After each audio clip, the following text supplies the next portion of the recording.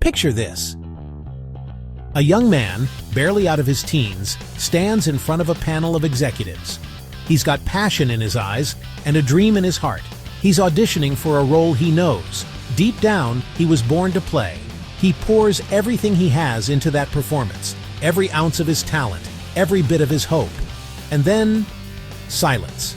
A cold, hard no. He's told he doesn't have the look. He's not what they're searching for. He's just not right for the part. For many, that one word, no, is a closed door, a final judgment, the end of the road. It's a moment so sharp it can cut a dream right in half, leaving you bleeding on the floor of your own ambition. This isn't just a story. It's a scene that plays out every single day in countless ways. For this particular young man, the rejection was for a little show you might have heard of, the all-new Mickey Mouse Club. And that young man, his name was Justin Timberlake. They looked at him, a kid bursting with talent, and they passed. They didn't see the global superstar, the Grammy winner, the icon he was destined to become. They only saw what he wasn't right at that moment. That rejection could have easily been the defining moment of his career, a moment of failure that sent him packing, back home with a story about how he almost made it. But that's not what happened. That moment of failure wasn't a stop sign. It was a detour. It was the universe telling him, not this way, not right now. It's so easy to look at a rejection and see it as a reflection of your worth. We internalize it. We think, I'm not good enough. They're right. But the secret is that failure isn't about you. It's about the fit, the timing, the circumstances. That no didn't diminish Justin's talent. It didn't erase his potential. It just closed one door, forcing him to get creative and start looking for a window. And man, did he find one. That initial failure became the fuel that pushed him to work harder, to prove them wrong. Think about that feeling. The sting of not being picked for the team. The ache of a business idea getting shot down. The quiet hurt of someone you admire doubting your ability. It's a universal pain. But here's the twist. That pain is a signal. It's a sign that you care, that you're invested, that you have something to lose. And when you have something to lose, you have something to fight for. That rejection became a pivotal chapter in his story, not the final word. It was the resistance he needed to build the strength that would later carry him to stadiums filled with screaming fans, all because he didn't let one no become his entire identity. There's a quote that I live by. Success is not built on success. It is built on failure, frustration, and other people's bad view. This isn't just some nice-sounding phrase, it's the absolute truth. We all love the highlight reels. Wins, trophies, perfect vacations, smiling faces. We see the end result and we think, wow, they have it all figured out. But what we don't see are the countless hours of struggle, the tears, moments of crippling self-doubt, and the mountain of failures they had to climb to get to that summit. Success isn't a clean, straight line to the top. It's a messy, chaotic, beautiful scribble. Let's break it down. When you succeed at something easily, what do you really learn? Not much. You learn you were already good at it. It's a confirmation, not a lesson. But when you fail, you get a masterclass. Failure is the ultimate teacher. It shows you exactly what doesn't work. It points out the weaknesses in your strategy, the flaws in your preparation, the gaps in your knowledge. It's like a brutally honest friend who tells you, yo, that ain't it. It forces you to stop, to analyze, to rethink your entire approach. Every time you fail, you collect a piece of data, a crucial clue on the treasure map to success. Think about learning to ride a bike. Nobody just hops on and pedals perfectly into the sunset. No, you fall. You scrape your knee. You wobble and lose your balance. You might even crash into a bush. I know I did. Each fall teaches you something. Okay, leaning too far to the left doesn't work. Let's talk about failure's angry cousin. Frustration. Frustration is that feeling you get when you've been trying and trying and trying, and you're still not getting the results you want. It's the drummer practicing a beat for 8 hours straight and still not getting it right. It's the writer staring at a blank page, the words just refusing to come out. It's that feeling of being stuck in quicksand, where the more you struggle, the deeper you seem to sink. Frustration can be maddening. It can make you want to scream, to quit, to throw in the towel and just walk away from it all. But what if I told you that frustration is actually a gift? It's a powerful signal from your brain that you are on the verge of a breakthrough. Think about it. You only get frustrated when you are deeply invested in something. You don't get frustrated about things you don't care about. That intense, heated emotion is a direct measure of your passion and your commitment. It means you are pushing the boundaries of your current abilities. You are operating at the edge of your comfort zone, and that is the only place where real growth ever happens. Frustration is the heat that forges steel. When you feel that fire of frustration building inside you, you have a choice. You can let it consume you, burn you out, and turn you to ash, or you can harness it. You can use that heat as fuel. Frustration gives you an energy that complacency never will. It lights a fire under you and says, "This is not good enough. We have to find another way." It forces you to get innovative. It pushes you to look at the problem from a completely different angle, to seek advice, to learn a new skill, to dig deeper than you ever thought you could. Frustration is the engine of creativity. There is almost no motivator more powerful in the world than someone looking you dead in the eye and telling you that you can't do something. Those words, "You're not smart enough," "You're not talented enough," "You don't have what it takes," can feel like a punch to the gut.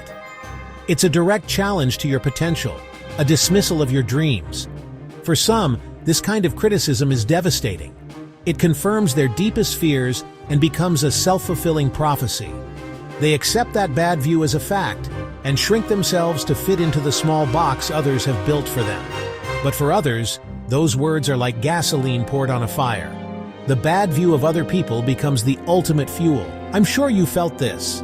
A teacher who underestimated you, a coach who benched you, maybe even a family member who subtly hinted that your big dream was a little too big. You hear that doubt in their voice, and something inside you just clicks. A quiet, fierce voice in your soul whispers, "Oh yeah? Watch me."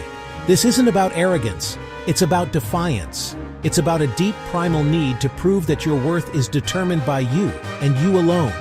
Think of Michael Jordan. He was famously cut from his high school varsity basketball team.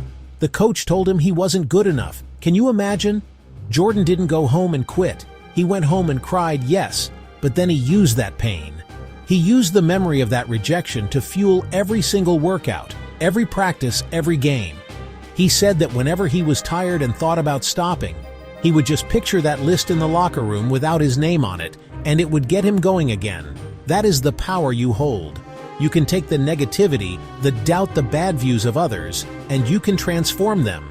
You can use them as building blocks for your own success. The words people use to tear you down can become the very bricks you use to build your empire. It's all about perspective. When someone throws a negative comment at you, a brick of criticism, you have a few options. You can let it hit you and knock you down. You can get angry and try to throw it back, wasting your energy in a pointless fight. Or you can catch that brick, say thank you for the material, and carefully place it on the foundation of the person you are trying to become. Every insult, every doubt, every bad view. This concept is about alchemy. It's about turning lead into gold. It's about taking something ugly and worthless, like baseless criticism, and transforming it into something strong and valuable. When someone says you're too emotional, you can learn to harness that emotion and become a more empathetic leader or a more powerful artist. When someone says you're too quiet, you can lean into that and become an incredible listener and a strategic thinker who speaks only when it truly matters. The world's perception of your weakness can be flipped to become your signature strength. I've seen this in my own life 1,000 times. Early in my career, people had all sorts of opinions. He's just a rapper trying to act. He's a sitcom actor. He can't do serious drama. He's just playing himself. Every one of those comments was a brick. Instead of letting them stop me, I used them. Just a rapper? Okay, I'll use my rhythmic timing and my comfort on a microphone to deliver my lines with a unique cadence. Just a sitcom actor? Okay, I'll work twice as hard to study the craft to transform myself for dramatic roles and prove my range. Each criticism became a specific area for me to focus on and excel in. This is a practice you can start today. The next time you face criticism or a bad view, don't just brush it off or let it hurt you. Interrogate it.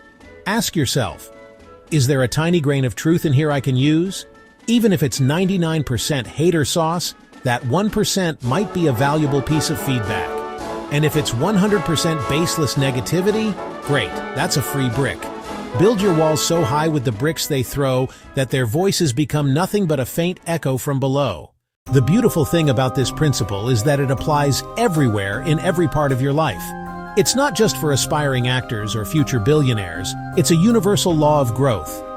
This classroom of setbacks is open to everyone. The curriculum covers everything from your career to your personal relationships. Every area where you desire growth will demand that you first navigate failure, frustration, the bad views of others. There are no exceptions. Think about your friendships. Have you ever had a falling out with a friend? It's painful. It feels like a failure. But going through that conflict, that frustration, teaches you invaluable lessons about communication, forgiveness, boundaries. You learn what you need in a friendship and what you're willing to give. A friendship that has weathered a storm is often 10 times stronger than one that has never seen a cloudy day. Consider your career. Maybe you got passed over for a promotion you worked your tail off for. That's a failure. It's frustrating. You might even hear whispers from coworkers, their bad views about why you didn't get it. But that moment of failure forces you to take a hard look at your skill set. It might reveal a weakness you need to work on. It might push you to take a class, find a mentor, or even realize that you're in the wrong career path altogether. That single setback could be the catalyst that puts you on the road to a job you truly love. So, what's the big takeaway? It's simple. Stop running from failure. Stop being afraid of it. Your failures, your frustrations. All the times people have doubted you are not your shame, are not your weakness, are your origin story, the source of your greatest strength. They are your superpower. Every hero has an origin story. It's never easy, filled with struggle, with loss. Tested to their absolute limit, struggle makes them a hero. Embrace your stumbles. Every time you fall and get back up, you build resilience. You develop mental toughness. When others quit, you keep going. Your past failures are your armor. They make you tougher, wiser, more compassionate. Don't let fear of what others think paralyze you. Go out there and dare to fail. The truest, strongest, most successful version of you.